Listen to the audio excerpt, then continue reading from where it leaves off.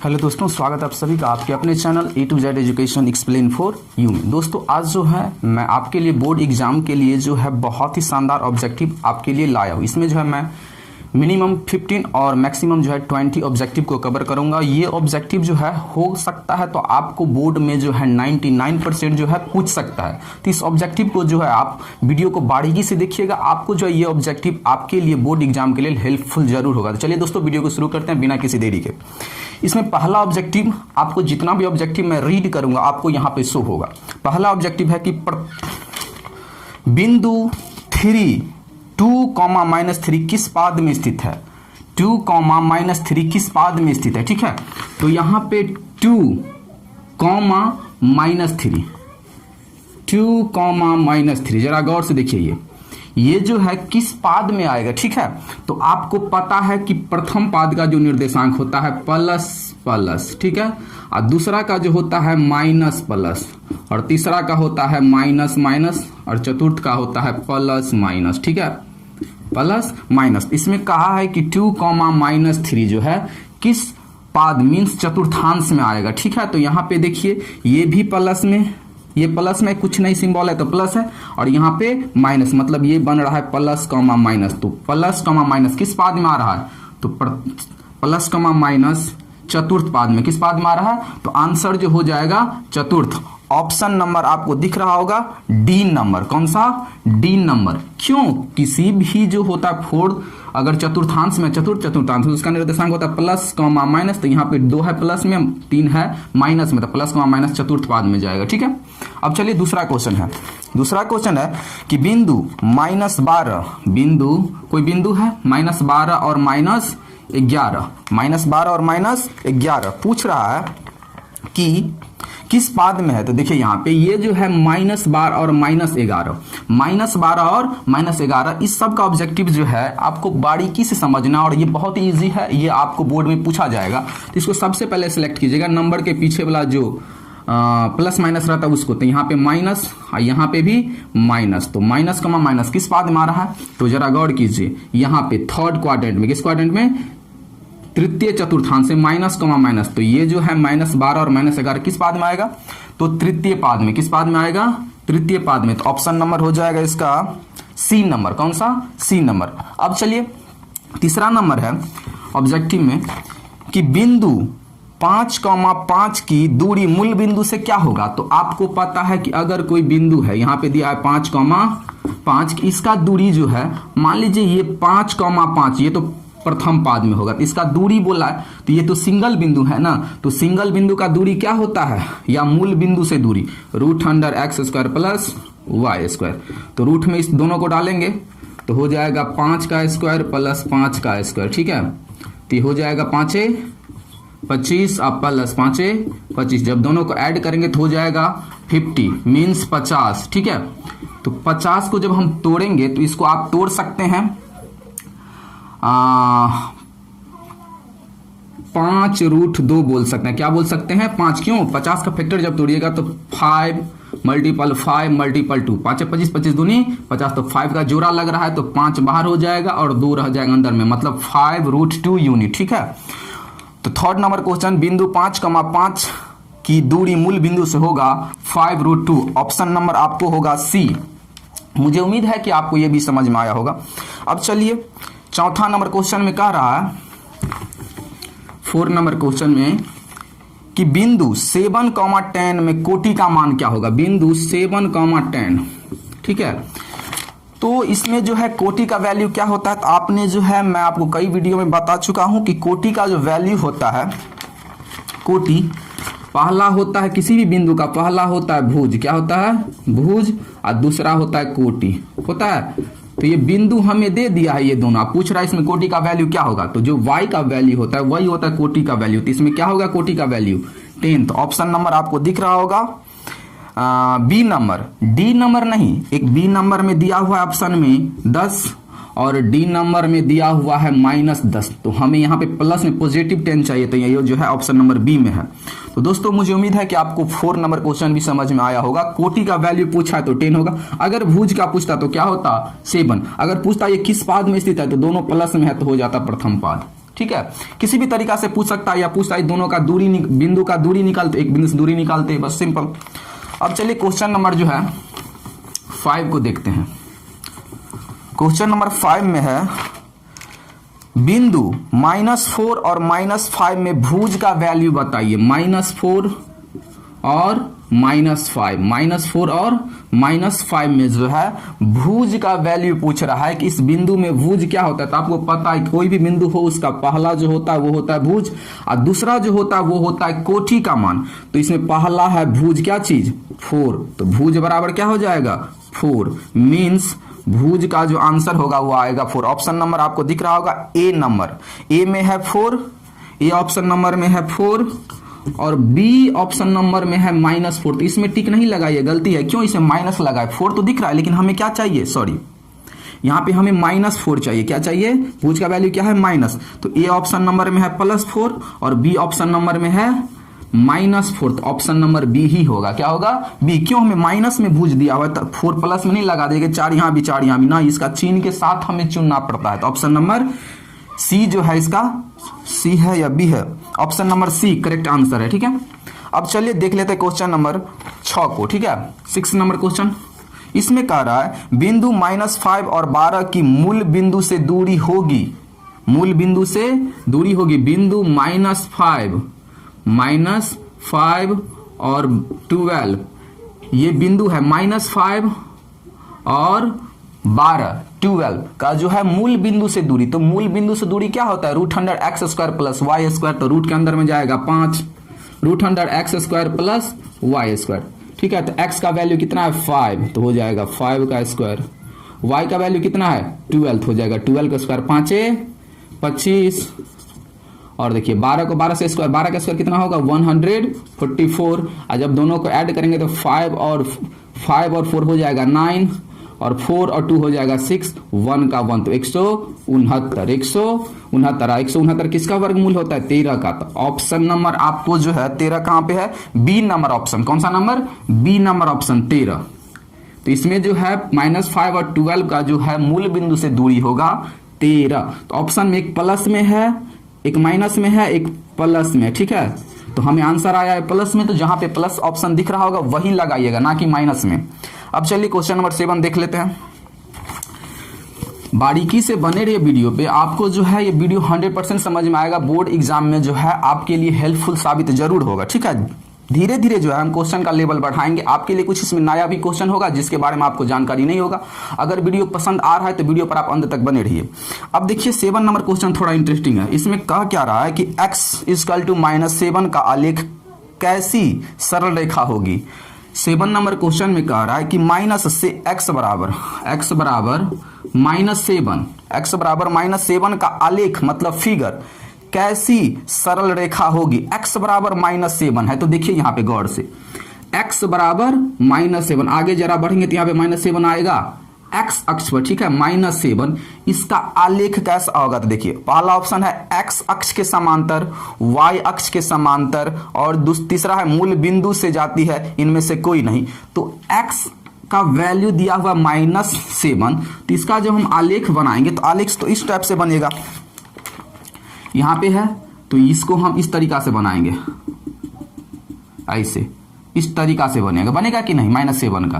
तो ये जो है ये y अक्ष के समांतर है, किस अक्ष के समांतर है y, इस पर हमने ना डाल सकते हैं, ये तो x है ही, इस पर हम क्यों डालेंगे, x का वैल्यू दिया हुआ है -7, तो कहा है ये किस अक्ष के समांतर जाएगा। तो जब इसका हम आलेख खींचते हैं x पर, तो ये जो है y अक्ष के समांतर जा रहा है। ठीक है, किस अक्ष के समांतर जा रहा है, y अक्ष के समांतर। कह रहा है कि x बराबर -7 जो है आलेख कैसी सरल रेखा क्रिएट करेगा। तो पहला ऑप्शन में दिया है कि x अक्ष के समांतर, तो यहाँ पे जब हम खींचे तो ये x अक्ष के समांतर हो रहा है। समांतर कहने का मतलब मान के चलिए हम यहाँ पे खड़े हैं, ठीक है, हम यहाँ से विदा हुए और यहाँ पे एक व्यक्ति और खड़ा है, ए व्यक्ति और ये है बी व्यक्ति, यहां से ये भी विदा हुआ। ठीक है, तो हम दोनों समांतर तभी होंगे जब हम दोनों का जो है बीच का डिस्टेंस सदा क्या हो, इक्वल हो। मतलब जितना दूरी पर हम दोनों यहाँ पे थे, यहाँ पे चले जाने के बाद भी इस दोनों का बीच का डिस्टेंस क्या होना चाहिए, इक्वल। इस दोनों लकीर का बीच हम फिर जाएंगे आगे तो हमेशा हमारे दोनों का बीच का जो है फासला मीन्स डिस्टेंस जो है इक्वल रहेगा तो ही हम दोनों समांतर जा रहे हैं, तो ये होता है समांतर। तो ये x बराबर -7 जो है किस अक्ष के समांतर जा रहा है, x अक्ष के समांतर जा रहा है। देख रहे हैं ये, सॉरी ये जो है y अक्ष के समांतर जा रहा है। किस अक्ष के समांतर जा रहा है, y अक्ष के। तो पहला ऑप्शन में x अक्ष के समांतर, दूसरा ऑप्शन में y अक्ष के समांतर, तीसरा ऑप्शन में मूल बिंदु से जाती है। क्या यहां से होकर ये लकीर इसका जा रहा है, नहीं। और कह रहा है x के समांतर, क्या x अक्ष के समांतर जा रहा है, ये तो चल रहा है y अक्ष। तो ऑप्शन नंबर हो जाएगा बी, y अक्ष के समांतर। किस अक्ष के समांतर, y अक्ष के समांतर, ऑप्शन नंबर बी। अब देखिए अगला क्वेश्चन।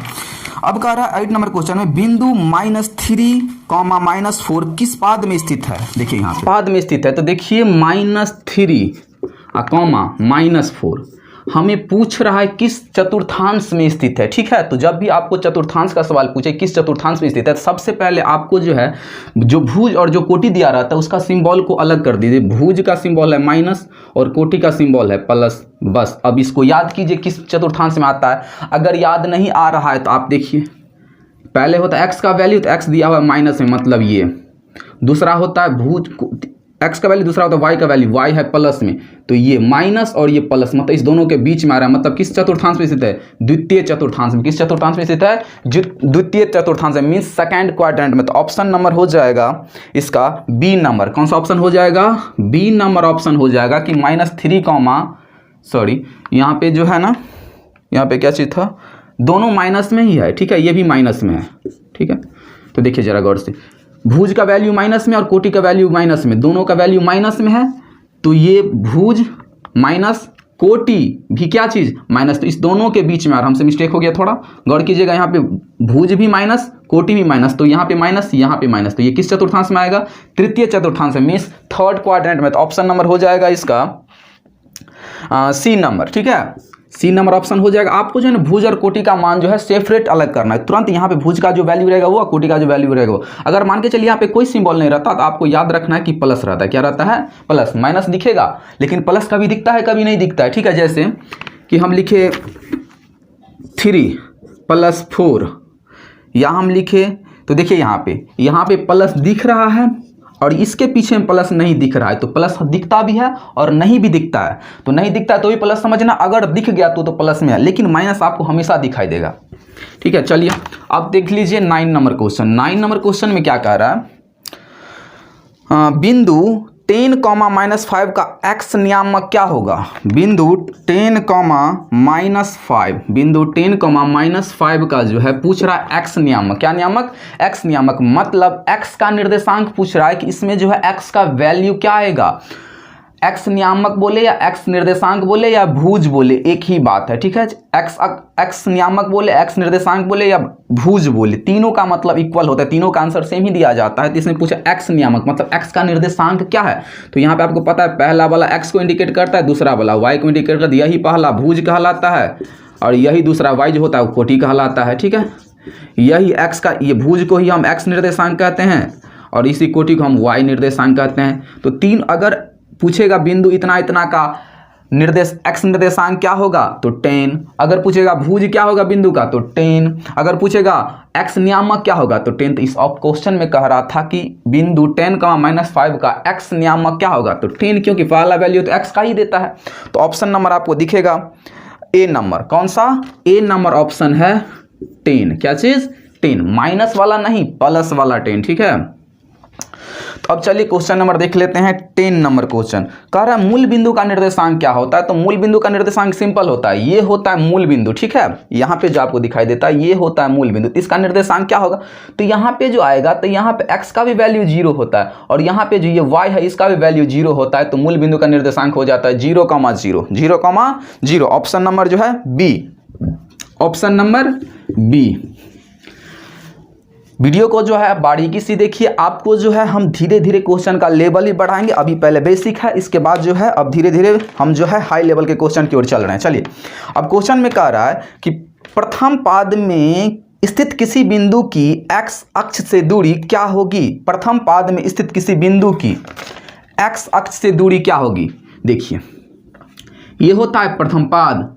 अब इसमें कोई बिंदु है, मान लीजिए ये बिंदु। ठीक है, P बिंदु नाम दे देते हैं। तो ये कह रहा है कि प्रथम पाद में स्थित किसी बिंदु की एक्स अक्ष से दूरी क्या होगी।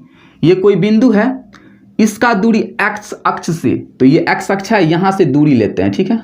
तो यहां से ये दूरी, ये डिस्टेंस हुआ। यहां पे कोई बिंदु था, पी नाम का बिंदु, ठीक है। कह रहा एक्स अक्ष से दूरी क्या होगा। तो देखिए एक्स अक्ष से दूरी जो होगा, ये जो हम लंबाई नाप रहे हैं, यहां से चल रहे हैं इस बिंदु के पास पर, कहीं पे भी प्रथम पाद में हो, यहां मान के चलिए यहां से कोई बिंदु है, ठीक है। तो कह रहा है प्रथम पाद में स्थित किसी बिंदु की एक्स अक्ष से दूरी क्या कहलाएगा। तो एक्स अक्ष से दूरी जो है, ये जब हम नापते हैं तो वाई नापाता है। क्या नापाता है, वाई, मतलब जितना यहां से यहां गया तो वाई का भी वैल्यू यहां से यहां इतना ही लंबाई का होगा। तो मतलब हम क्या नाप रहे हैं, तो ऑप्शन में दिया हुआ है भुज, कोटि, ए और बी दोनों, नोट कोई नहीं। तो हम क्या चीज नाप रहे हैं, कोटि को जो है हम इंडिकेट करें। क्यों, हम यहां से यहां जा रहे थे, ये डिस्टेंस तो कोटि को कवर कर रहा है ना, किसी से कवर कर रहा है, कोटि को कवर कर रहा है। तो मुझे उम्मीद है कि आपको ये भी समझ में आया होगा कि ये होगा कोटि। क्या चीज होगा, कोटि, ठीक है।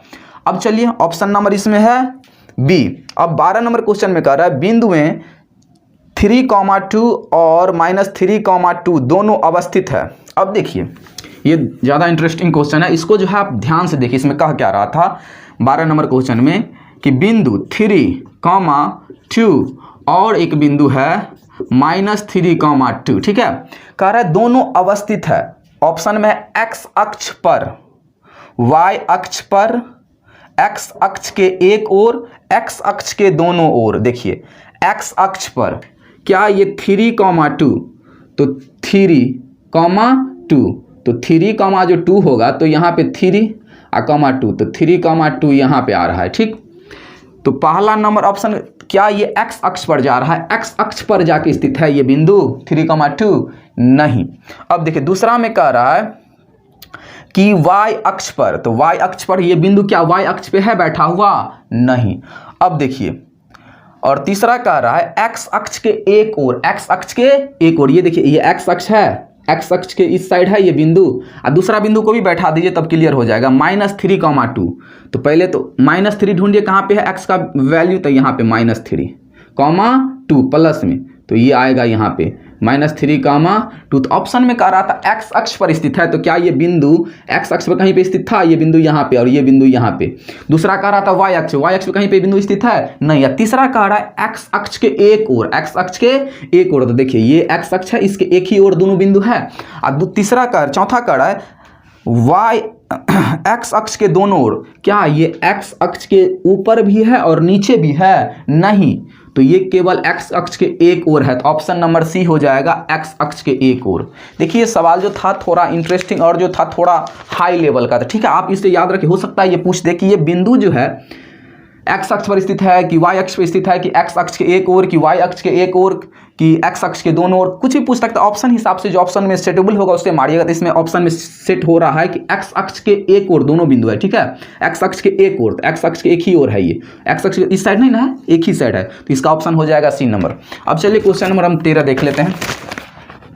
इसमें क्या कह रहा है, इसमें कह रहा है कि बिंदु -2, 3 और 4, 1 को मिलाने वाली रेखाखंड का मध्य बिंदु का नियामक क्या होगा, मतलब निर्देशांक। एक दिया है 2 और एक दिया है 3, ये बिंदु, और दूसरा बिंदु दिया हुआ है 4,1, 4,1। तो इसमें कह रहा है कि इसका जो है दोनों रेखा जो है, ये बिंदु है और ये दूसरा बिंदु है, ठीक है। तो इस बिंदु का निर्देशांक है -2, 3 और इस बिंदु का निर्देशांक है 4,1। तो इसका मध्य बिंदु मीन्स अगर बीचों बीच में कोई पॉइंट डाल दे तो इस बिंदु मान के लिए P नाम देते, इसका निर्देशांक क्या होगा, x का वैल्यू और y का वैल्यू क्या आएगा। तो आपको पता है कि दो बिंदु का मध्य बिंदु का नियामक या निर्देशांक का फॉर्मूला होता है x1 + x2, तो x1 + x2, ठीक है। तो ये x1 ये x2 ये y1 ये y2 जोड़ दीजिए डायरेक्ट, -2 + 4/2, y1 + y2, तो 3 + 1/2, तो 4 में से 2 जाएगा तो 2/2, और 3 और 1 हो जाएगा 4/2। जब काटेंगे तो 1 2 दूनी 4, तो 1,2 इसका आंसर हो जाएगा 1,2। तो इस बिंदु का जो है मध्य बिंदु का नियामक हो जाएगा 1,2। तो ऑप्शन नंबर आपको दिख रहा होगा ए नंबर, कौन सा, ए नंबर ऑप्शन जो है 1,2, ऑप्शन नंबर ए 1,2, ठीक है। अब चलिए हम देख लेते हैं क्वेश्चन नंबर जो है 14 नंबर क्वेश्चन जो है वो भी बहुत ही इंटरेस्टिंग है, ठीक है, उसे भी बारीकी से देखिए आप। 14 नंबर क्वेश्चन में कह रहा है y अक्ष पर स्थित किसी बिंदु का निर्देशांक, y अक्ष पर स्थित किसी बिंदु का निर्देशांक क्या होगा। तो देखिए ये y अक्ष है, अगर इस पर हम कोई बिंदु को इंडिकेट कर देते हैं कि मान के चलिए हम y अक्ष पर, आपको पता होना चाहिए हमने कई बार लिखा है y अक्ष पर स्थित किसी बिंदु का निर्देशांक जो होता है, किसी बिंदु का निर्देशांक तो होता है x, y, कोई भी बिंदु हो इसका निर्देशांक होता है x, y। पहले x का वैल्यू लिखा था उसके बाद y का। तो जरा गौर कीजिए कि इसमें पूछा है y अक्ष पर स्थित किसी बिंदु, तो कोई बिंदु तो है y अक्ष पर, मान के चलिए हम ये 5 वाला अलग से कह रहे हैं, तो y अक्ष पर स्थित किसी बिंदु का निर्देशांक जो होता है क्या होगा y अक्ष पे। तो आपको पता है y अक्ष पर कोई बिंदु अगर हम पूछ रहे हैं उसका निर्देशांक क्या होगा, तो उस y अक्ष पर किसी बिंदु का जो वैल्यू कुछ ना कुछ जरूर होगा। तो यहाँ पे हम 5 लिए हैं, इसमें y का वैल्यू तब क्या बन जाएगा, y का वैल्यू 5 हो गया, x का वैल्यू क्या बन जाएगा, x का वैल्यू यहाँ पे आके जब हम इसे डिस्टेंस नाप रहे हैं तो y का वैल्यू आ रहा है 0, क्या चीज 0। तो y अक्ष पर स्थित किसी बिंदु का निर्देशांक होता है 0, y 0, y। क्यों, y का वैल्यू कुछ ना कुछ आएगा ही आएगा। क्यों, हम पूछ रहे हैं y अक्ष पर स्थित किसी बिंदु का निर्देशांक, y अक्ष पर कहीं भी जाएंगे तो एक दो बिंदु जो है बिंदु का इंडिकेटर होगा ही होगा, उसका डिस्टेंस कुछ ना कुछ होगा। लेकिन y को जब हम जाएंगे x वाले पर तो x का जो दूरी जो होगा वो 0 हो जाएगा। अब देखिए अगर पूछ देता कि x अक्ष पर स्थित किसी बिंदु का निर्देशांक क्या होता, तो x अक्ष पर पूछा ना, तो x अक्ष पर किसी बिंदु, तो किसी बिंदु का तो नाम ले रहा है कि कोई बिंदु लेना है तुमको, किसी बिंदु। तो मान के चलिए हम ले लेते हैं -4, ठीक है। तो पहले लिखा था x का वैल्यू तो हो जाता है -4, और जब इसका हम जाएंगे y के नापने के पास, y के पास जाएंगे तो y का वैल्यू क्या हो जाएगा 0। इससे ये क्लियर होता है कि x अक्ष पर स्थित किसी बिंदु का निर्देशांक होता है x, 0। तो 14 नंबर क्वेश्चन में कह रहा था कि x अक्ष पर स्थित किसी बिंदु का निर्देशांक क्या होगा, y अक्ष पर स्थित किसी बिंदु का निर्देशांक y अक्ष पर तो हो जाएगा 0, y। ये नहीं कह दीजिएगा कि y का वैल्यू कुछ ना कुछ तो आएगा तो x का 0 हो जाएगा, नहीं, ये गलत है। क्या है, क्यों, पहले x का इंडिकेट किया जाता है, x का वैल्यू लिखा जाता है तो x 0 होगा। y का पूछेगा y अक्ष पे तो x 0 होगा, x पे पूछेगा x अक्ष पे स्थित बिंदु का निर्देशांक क्या होगा, तो y का वैल्यू 0 होगा। लेकिन ध्यान रखिएगा पुट करना है पहले x का वैल्यू, ठीक है। इसका ऑप्शन नंबर हो जाएगा 14 का बी नंबर 0, y। अब चलिए 15 नंबर क्वेश्चन में कह रहा है कि कोई बिंदु 4, 0 किस तल में स्थित है, तो वह बिंदु किस अक्ष पर स्थित है। कह रहा है कि कोई बिंदु 4, 0 किसी तल में स्थित है तो वह बिंदु किस अक्ष पर होगा। ये क्वेश्चन बहुत ही शानदार है, ठीक है। देखिए यहाँ पे कह रहा है,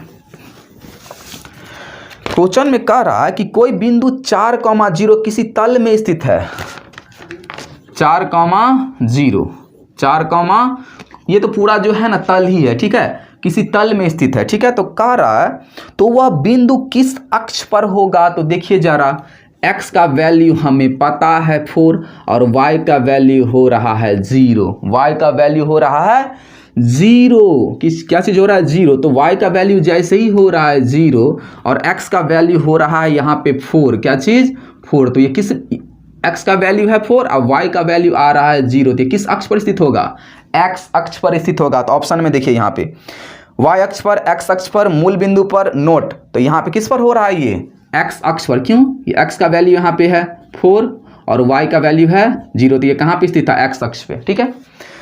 अब देखिए 16 नंबर क्वेश्चन में क्या कर रहा है, दो बिंदु P 2,3 और Q 4,2 के बीच की दूरी क्या होगा। तो जब भी आपको दो बिंदु दिया है उसका डिस्टेंस निकालना है तो सिंपल है, ठीक है। फॉर्मूला मैंने आपको जो है लिखा दिया, आपको याद भी होना चाहिए दो बिंदु से दूरी। तो पहला बिंदु दिया है P, देखिए P बिंदु क्या दिया हुआ है, P दिया हुआ है 2,3 और Q बिंदु जो दिया हुआ है वो है 4,2, ठीक है, 4,2। इस दोनों का बीच का दूरी पूछा, तो दो बिंदु है, दो बिंदु दूरी क्या होता है, √(x1 - x2) का होल स्क्वायर, x1 - x2 का होल स्क्वायर। तो x1 का वैल्यू है 2 और x2 तो 2 - 4, x1 - x2 का whole square plus y1 - y2 का होल स्क्वायर, y1 - y2 का होल स्क्वायर, y1 - y2। तो ये हो जाएगा 2 का स्क्वायर और प्लस 1 का स्क्वायर, रूट लगाएंगे तो 2 दूनी 4, 1 का स्क्वायर 1, तो रूट में हो गया √5, इकाई, यूनिट, ठीक है। तो ऑप्शन नंबर इसमें दिख रहा होगा आपको डी नंबर, कौन सा, डी नंबर ऑप्शन। तो मुझे उम्मीद है कि आपको 2 बिंदु कोई भी दे दे, आप जो है इसी पे कवर कीजिएगा। इसमें जो है एक्स अक्ष पर किसी बिंदु का निर्देशांक क्या होता है, तो एक्स अक्ष पर स्थित किसी बिंदु का निर्देशांक होता है x, 0, y अक्ष पे तो 0, y, ठीक है। अब चलिए 16 number question, sorry 17 number question है इसमें कि बिंदुओं A 4, 5 तथा B 6, 5 को मिलाने वाले रेखाखंड का मध्य बिंदु क्या होगा। तो देखिए मध्य बिंदु तो सिंपल है, x1 + x2/2, y1 + y2/2। तो पहला बिंदु है A बिंदु है 4, 5 और दूसरा बिंदु है 6, B बिंदु है 6, 5, 6, इसका मध्य बिंदु तो ये होता है x1, ये होता है y1, ये होता है x2, ये होता है y2। तो x1 + x2, तो ये x1 + x2, तो 6 + 4 कितना हो जाएगा 10/2, y1 + y2, तो y1 5 और +5 कितना हो जाएगा 10/2, 2 5 जा 10 और 2 5 जा 10, तो 5, ये ऑप्शन नंबर आपको दिख रहा होगा, डी नंबर, कौन सा, डी नंबर ऑप्शन है। तो मुझे उम्मीद है कि आपको जो है ये वीडियो आपके लिए हेल्पफुल जरूर होगा। अगर आप इस वीडियो को बारीकी से देखते हैं तो आपको जो है बोर्ड एग्जाम में मेरे हिसाब से जो है आपको 100% इस चैप्टर से कवर हो गया होगा। इस चैप्टर से जो है इसके अलावा हो नहीं सकता कि कुछ आ जाए, मुझे उम्मीद है कि इसी सब में से आएगा, ठीक है। तो आप जो है हमारे वीडियो को पसंद किए हैं, अगर समझ में आए तो हमारे चैनल को सब्सक्राइब जरूर कीजिएगा। अगर नहीं समझ में आया तो आप जो है सब्सक्राइब मत कीजिएगा, लेकिन अगर आपको लगा कि हाँ कुछ ना कुछ हमें इससे जो है फ़ायदा हुआ है तो आप चैनल को जरूर सब्सक्राइब कीजिएगा। Thank you so much to all of you, good luck.